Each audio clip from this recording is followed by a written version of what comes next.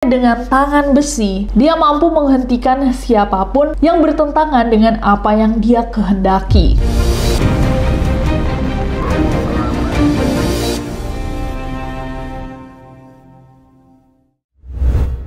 Hey guys, it's Nessie and welcome back. Kalau kalian belum subscribe ke channel ini, jangan lupa klik tombol subscribe-nya karena ada 4 video per minggunya di channel ini, di mana kita membahas hal-hal yang menarik.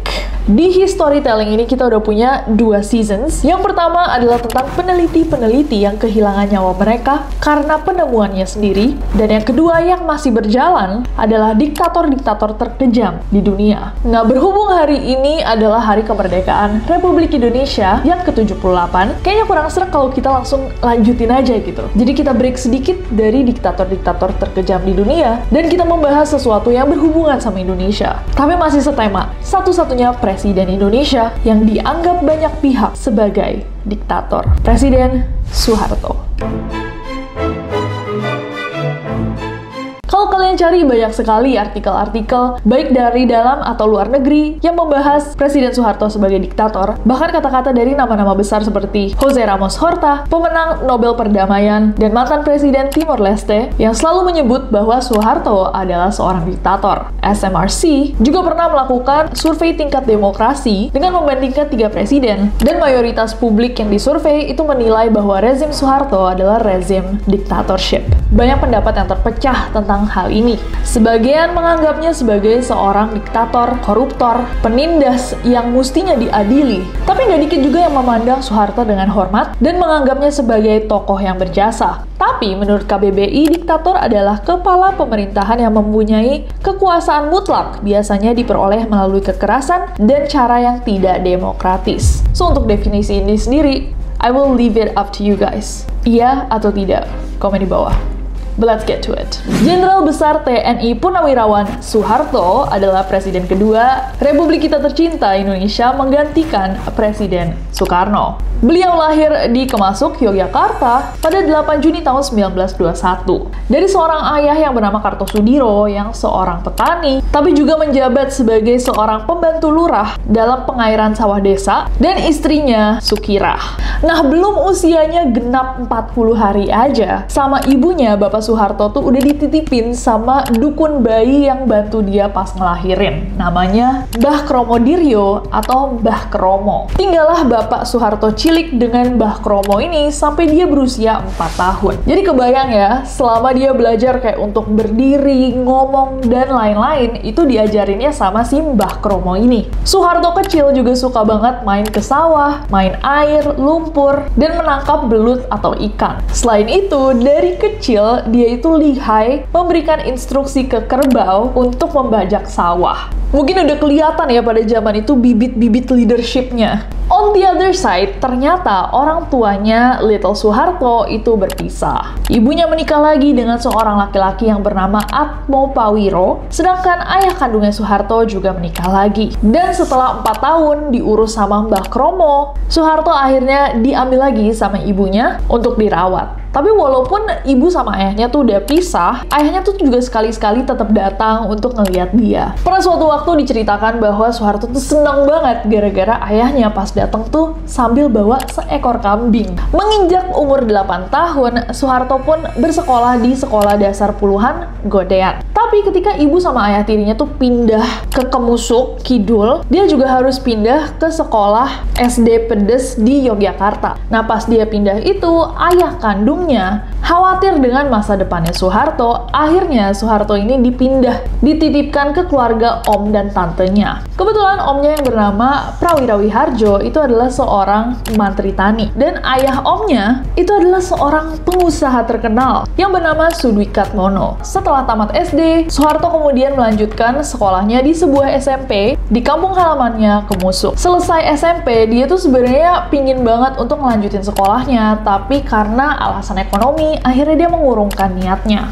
Sekitar tahun 1939, saat Soeharto berusia 18 tahun, dia mendapatkan 2 surat panggilan kerja. Surat pertama datang dari sebuah bank, dan surat kedua datang dari lembaga ketentaraan. Dan mungkin dia nggak tahu bahwa pilihannya dari 2 surat itu will change the course of history, akan merubah sejarah negeri kita. 18-year-old Soeharto memilih untuk berkarir di dunia militer. Fast forward 6 tahun kemudian, di 1945, tepatnya 5 Oktober 1945, Soeharto diangkat menjadi anggota TNI. Nah, saat menjadi anggota TNI, Soeharto ditugaskan untuk memimpin pasukan untuk melawan aksi-aksi militer Belanda yang berusaha untuk kembali menjajah Indonesia. 26 Desember 1947, saat baru berusia 26 tahun, Soeharto menikah dengan seorang perempuan yang dia udah kenal dari dia kecil, Siti Hartinah, atau yang lebih akrab disapa Ibu Tin.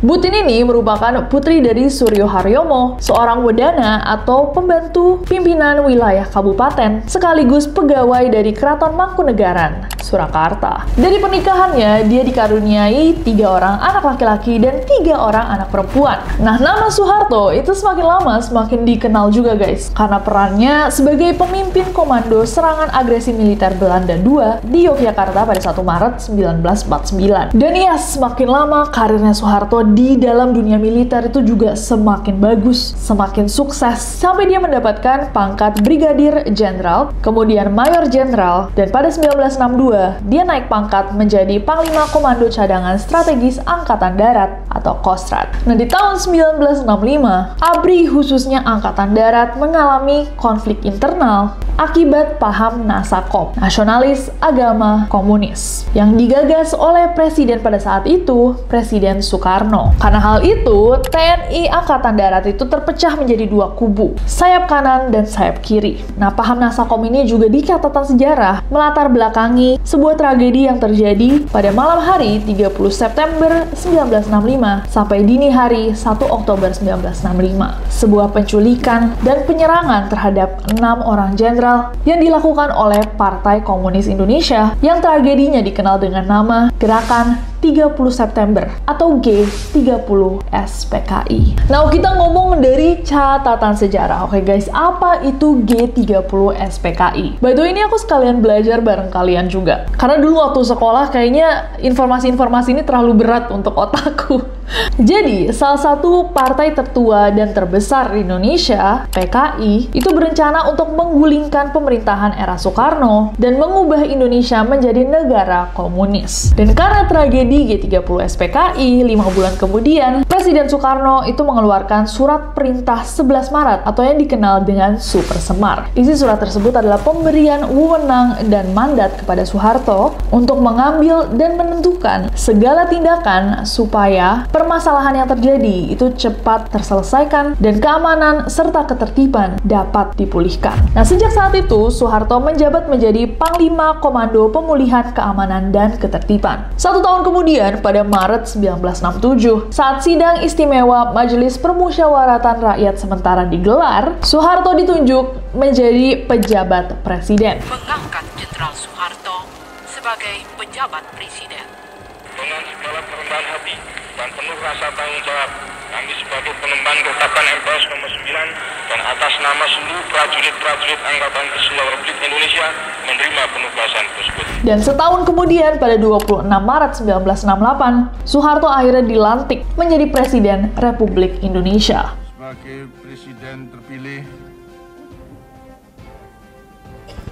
dan disinilah pemerintahan Orde Baru dimulai. Nah, setelah 5 tahun menjabat guys, pada tahun 1973, MPR tuh sekali lagi menunjuk Soeharto untuk menjadi presiden. Akhirnya pada periode ini, Soeharto kembali lagi jadi presiden, tapi dia memiliki wakil. Dan wakil presidennya adalah Sultan Hamengkubuwono ke-9 atau Bapak Pramuka Indonesia. Nah, setelah periode kedua ini selesai guys, ternyata MPR sekali lagi menunjuk Soeharto untuk menjadi presiden. Nah, nggak hanya 2 kali kali, atau 3 at this point ya, tapi sampai 6 kali. Soeharto kembali ditunjuk menjadi presiden pada 1963, 1988, 1993, dan 1998. Nah, dalam 6 periode ini, wakil presidennya tuh selalu berganti. Ada si Sri Sultan Hamengkubuwono IX, ada Malik, Umar Wirahadikusumah, Sudarmono, Tri Sutrisno, dan yang terakhir adalah B.J. Habibie atau B.J. Habibie.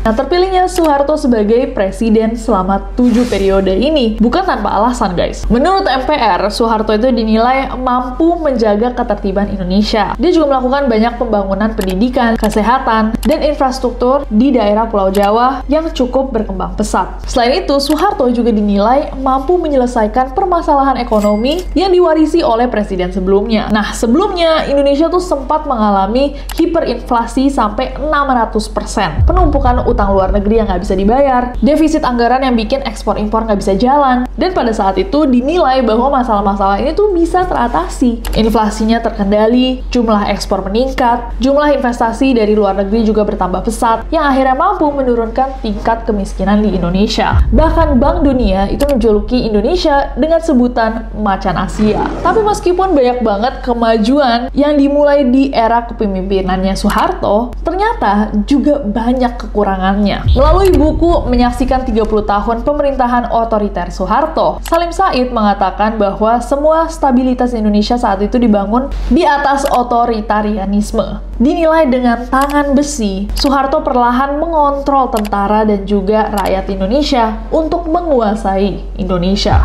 Dia mampu menghentikan siapapun yang bertentangan dengan apa yang dia kehendaki. Pada tahun 1994, 3 pers nasional, Tempo, Detik, Editor, dibubarkan sama pemerintah karena dianggap mengganggu stabilitas Indonesia setelah memberitakan kejelekan dari pemerintahannya Soeharto. Banyak juga tragedi yang terjadi di masa Orde Baru, seperti penyerangan misterius, penculikan aktivis, peristiwa Tanjung Priok, peristiwa Timor Leste, tragedi Trisakti, sampai kerusuhan Mei tahun 1998. Konflik etnis sama agama juga kerap terjadi, termasuk etnis Tionghoa dan pemerintah. Selain itu, salah satu hal yang tercatat merugikan Indonesia adalah korupsi dan nepotisme yang merajalela. Dikatakan bahwa ada special treatment yang diberikan pada keluarga atau orang-orang di sekitar sang presiden, di mana mereka mampu meraup keuntungan yang sangat-sangat besar. Dan meskipun pertumbuhan ekonomi bisa dikatakan berkembang cukup pesat, ternyata kesenjangan ekonomi dan sosial itu juga meningkat drastis. Sebagian besar dari penduduk Indonesia tetap hidup dalam kemiskinan, sedangkan kelompok-kelompok tertentu yang berhubungan dengan rezim ini mengumpulkan kekayaan yang luar biasa. Di tahun 1997, Asia itu mengalami krisis moneter yang cukup parah. Salah satu yang terkena masalah ini adalah Indonesia. Nilai mata uang rupiah itu melemah drastis, inflasi meningkat tajam, dan banyak perusahaan yang langsung struggling, guys. Mereka mengalami kesulitan keuangan. Untuk mengatasi krisis ini, akhirnya pemerintah mengajukan pinjaman ke bank asing. Tapi ternyata solusi ini bukan solusi yang terbaik, guys, karena Indonesia tetap aja mengalami krisisnya. Karena faktor utama dari terjadinya krisis itu bukan dari sektor perbankan. Krisis yang semakin parah akhirnya menciptakan aksi demonstrasi secara besar-besaran oleh aktivis dan mahasiswa yang memprotes pemerintah. Mereka menuntut reformasi ekonomi, politik, dan juga menuntut Presiden Soeharto untuk turun dari jabatannya. Ditambah lagi, sebelumnya pada 12 Mei tahun 1998, terjadi bentrok antara mahasiswa-mahasiswa dari Universitas Trisakti dengan pasukan keamanan yang mengakibatkan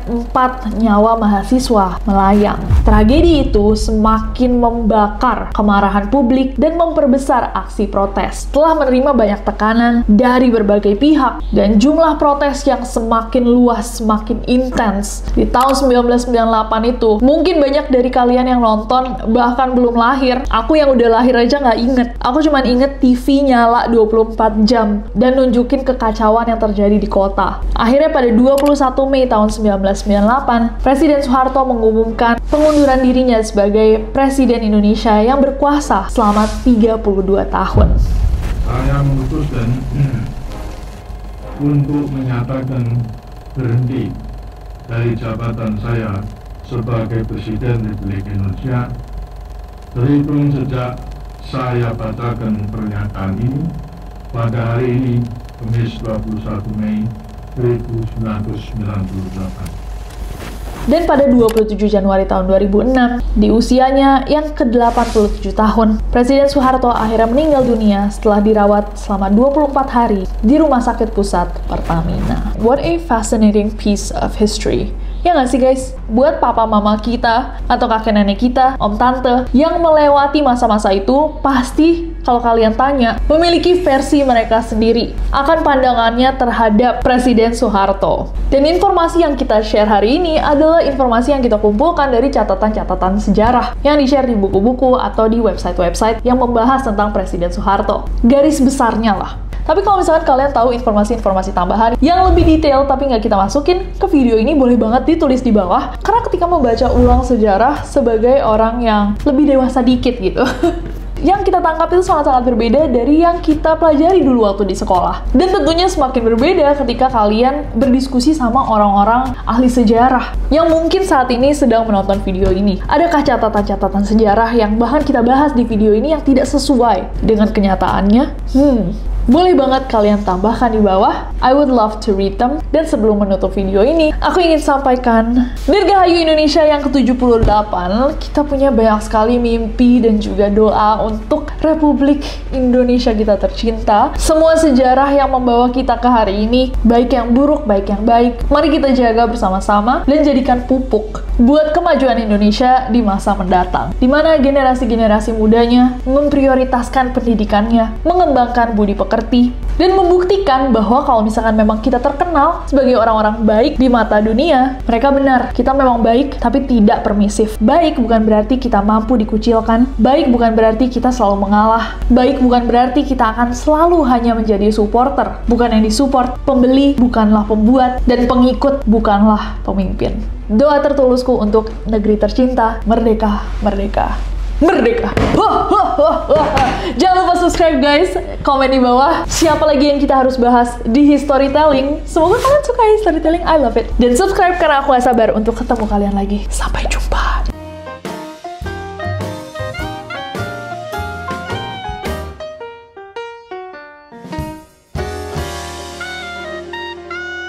Saat sidang istimewa Majelis Permusyawaratan